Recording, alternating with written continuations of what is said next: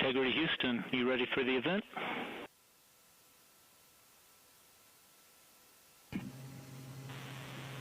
Houston Integrity, we are ready for the event. ABC News, this is Mission Control Houston. Please call Integrity for a voice check.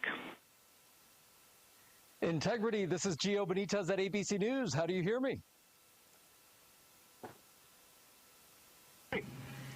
Outstanding. We have you loud and clear. How about us? I hear you loud and clear, and I truly cannot believe it. You are quite literally on the way to the moon right now and still speaking with us. Tell me, how do you feel? What's going through your mind? I mean, this must be so incredible because have you allowed the weight of the moment to really fit in here? Have you allowed that to happen? Well, first and foremost, we all wanted to give a shout out to our families first because we are pretty far from Earth and we have not gotten to say hi to them yet. But there was a moment about an hour ago where Mission Control Houston reoriented our spacecraft as the sun was setting behind the Earth.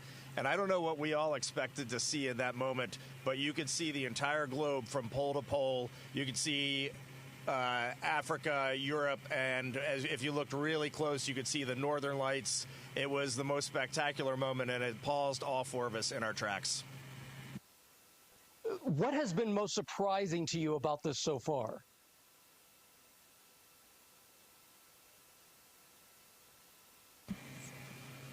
Well, I think probably one of the things that surprised all of us is when those solid rocket boosters actually lit and we left the pad. It was just a moment of disbelief, and yeah, the fact that we launched, it just totally takes you by surprise, even though you're expecting it, at least for me anyway.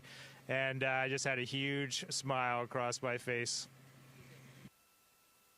Did it feel different? Because I can imagine that's such a powerful rocket that must have felt different for you.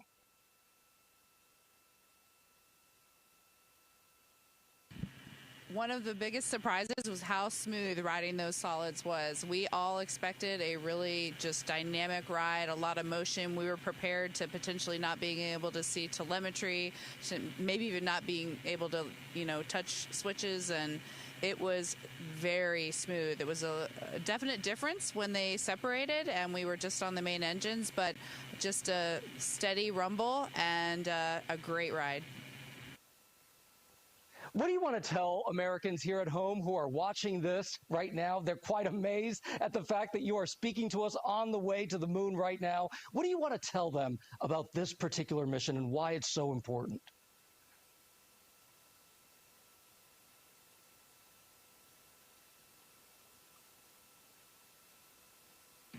First and foremost, I would just like to say thank you. Your support and trust in us has enabled this, and so many people that have worked for so long to make this possible. But also, we're just getting started. We've worked really hard, and even though we were a little surprised to actually launch yesterday, we have a lot of mission left ahead of us. And so I really want to tell them, stay tuned and keep tabs on what's going on. NASA's doing a great job of communicating all the things to come.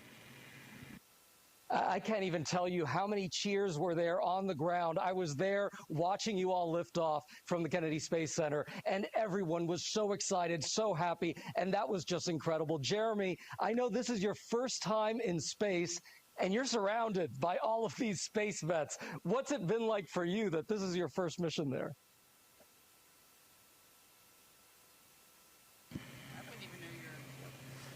There has been a tremendous amount of disbelief for me. It's just so extraordinary.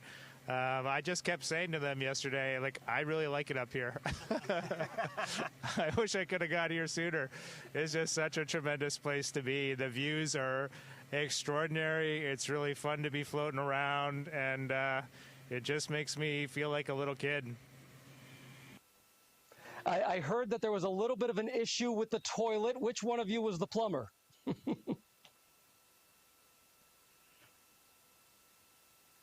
I'll take that one. I'm the space plumber. I'm proud to call myself the space plumber. I like to say that it is probably the most important piece of equipment on board. So we were all breathing a sigh of relief when it turned out to be just fine. It was just an issue, I think, of sitting for a long time and needing a little time to warm up, a priming issue.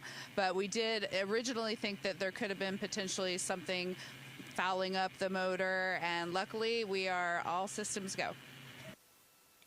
Oh, well, I'm sure I could see the faces right there. Y'all are very happy about that. I see that you're very cozy in there. It's tight quarters, but it was also a little chilly, I heard.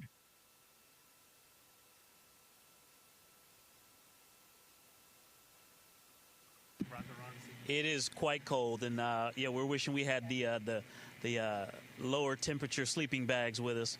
But right before this PAO event started, I pulled my knit cap off, and I'm ready to put it back on. But Houston's been working with us to change fan speeds and temperature set points, and we've actually been able to warm it up a lot better in the last half a day or so. Our last nap before TLI, we got a lot more comfortable. Well, that's a really interesting question. How is it that you take a nap in there? What does sleeping even look like?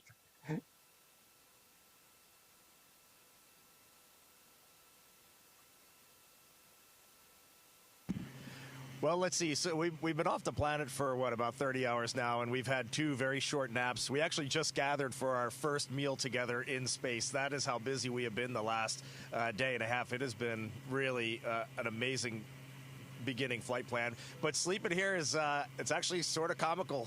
Christina has been sleeping heads down in the middle of the vehicle, kind of like a bat suspended from our docking tunnel. Victor's been up where Jeremy is right now. He's got a nice little nook wedged in there. And then Jeremy has been stretched out on seat 1, and I've been sleeping under the displays just in case anything goes wrong. It's more comfortable than you would think, and it's nice. It's nice to sleep in weightlessness again. Every time I was dozing off last night, I had that image that I was tripping off a curb and I was waking myself up. So my body's getting reacclimated. It's been a few years since I've been up here. I've heard it's the best sleep up in space. Do you feel the weight of history knowing that you're going to be traveling farther than any other human?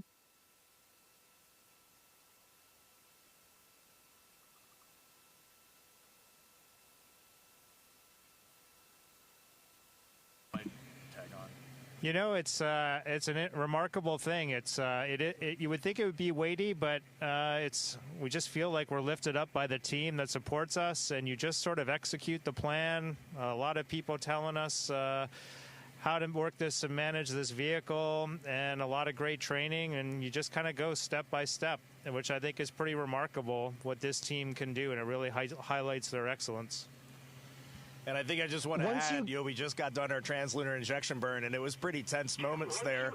It was pretty tense moments there for a second. And when we got done that burn, we just kind of looked at each other as a crew. We have been to the moon before in 1968 through 1972. It's been a long time since we've been back.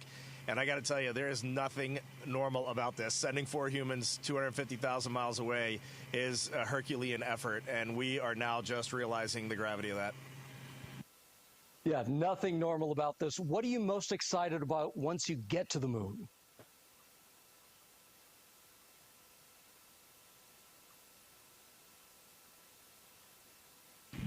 Having just experienced incredible views of planet Earth and seeing the entire planet out the window in one pane, knowing that we're about to have some similar views of the moon in that same way is definitely getting me more excited for it. I knew that is what we would see, but there's nothing that prepares you for the breathtaking aspect of seeing your home planet both lit up bright as day, and also the moon glow on it at night with the beautiful beam of the sunset, and knowing that we're going to get similar views of the moon. I'm really excited for that. And then, of course, heading home. Right now, we're in our cruise phase outbound, but we'll be turning our sights back on our home planet shortly. Shorter, probably. It's going to fly by, but we're just excited for both of those milestones. As you all know, there is so much division at home right now. What is it that you're feeling, and what message do you want to send to the American people about what you're seeing out that window?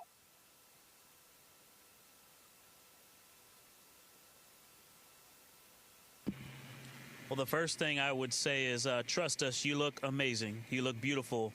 And from up here, you also look like one thing. You know, Homo sapiens is all of us, no matter where you're from or you know, what you look like. We're all one people. And so, you know, this mission, one of the things that's amazing about being around and just being an astronaut, you know, serving our countries at this time is that we get to give ourselves a mission that we can hold on to say, hey, look at what we did for the rest of our lives. You know, we call amazing things that humans do moonshots for a reason, because this brought us together and showed us what we can do when we put, not just putting our differences aside, when we bring our differences together and use all the strengths to accomplish something great.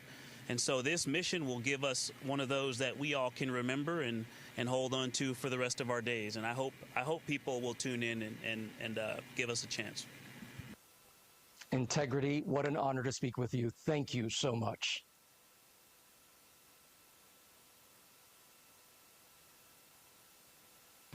Thank you for being with us. Integrity. This is Houston ACR. That concludes the ABC News portion of the event. Please stand by for a voice check from Fox News.